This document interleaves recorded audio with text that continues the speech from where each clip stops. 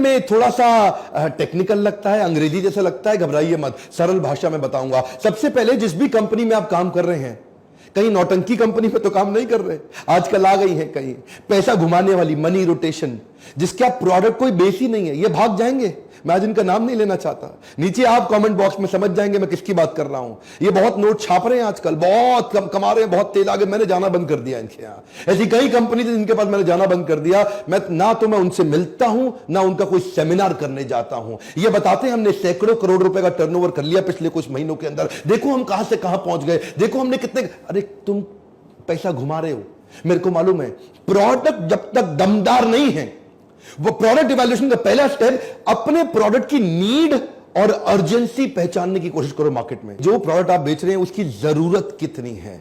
कई बार हम लोग कैसा माल लेके आते हैं, वो लेके आते हैं जिसमें मार्जिन ज्यादा है, वो नहीं लेके आते जिसकी नीड ज्यादा है।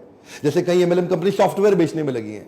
अरे भाई आप सॉफ्टवेयर बेच रहे हो, उसकी नीड तो है, मानता हूं, लेकिन मार्केट साइज बड़ा छोटा है, जितने लोगों को चाहिए ही नहीं सॉफ्टवेयर। ऐसा तो नहीं कि हर आदमी को देश भर में सॉफ्टवेयर की जरूरत पड़ रही है, हर इंडिविजुअल को तो नहीं चाहिए ना, कुछ कंपनीज को चाहिए सॉफ्टवेयर। तो मार्केट साइज छोटा है उसका। और कुछ बिजनेस ऐसे हैं जिसका मार्केट साइज बड़ा है लेकिन प्रोडक्ट की जरूरत ही नहीं है जी, वो ऐसा प्रोडक्ट ले आए जिसकी जरूरत ही नहीं है। इसका सेकंड पॉइंट समझिए, identify the uniqueness of the envision product. ये बड़ा इंपॉर्टेंट है सेकंड पॉइंट। जो माल आप बेच रहे हैं वो कितना यूनिक है। आप ऐसा तो नहीं कि कुछ वही बेच रहे हो, सारे के सारे बेच रहे हो। आप वही तेल साबुन शैंपू बेच रहे हो, सबके सब बेच रहे हैं।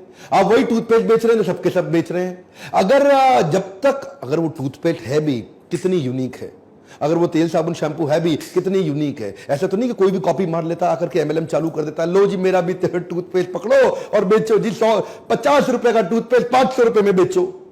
अगर आपका प्रोडक्ट यूनिक भी नहीं है और महंगा भी बहुत है, आपको बहुत पुश करना पड़ेगा सेल्स में। इसलिए सबसे पहले प्रोडक्ट इवैल्यूएशन बहुत जरूरी है, क्योंकि अगर प्रोडक्ट ही गलत हो गया, प्रोडक्ट ही ऐसा है जिसका रीपरचेज ही ना आए, तीसरा पॉइंट क्या है, रीपरचेज, उसका रिकरिंग रेवेन्यू ही ना आए, तो फायदा क्या हुआ जी। मान लो जैसे कई सूट लेंथ बेचते हैं, एक कंपनी थी सूट लेंथ बेचा करती थी, सूट लेंथ बेचते बेचते उड़ गई। अब सूट लेंथ आप बेच रहे हो, उसका रिकरिंग रेवेन्यू है ही नहीं। आदमी को हर हफ्ते सूट लेंथ थोड़ी चाहिए। आप कुछ कपड़ा बेच रहे हो, उसका रिकरिंग रेवेन्यू है ही नहीं, वो हर हफ्ते तो चाहिए ही नहीं होगा उसको। आपने मान लो कुछ ऐसी आइटम बेच रहे हो जो बार बार बिकेगी नहीं, तो आपका रीपरचेज किधर से आएगा।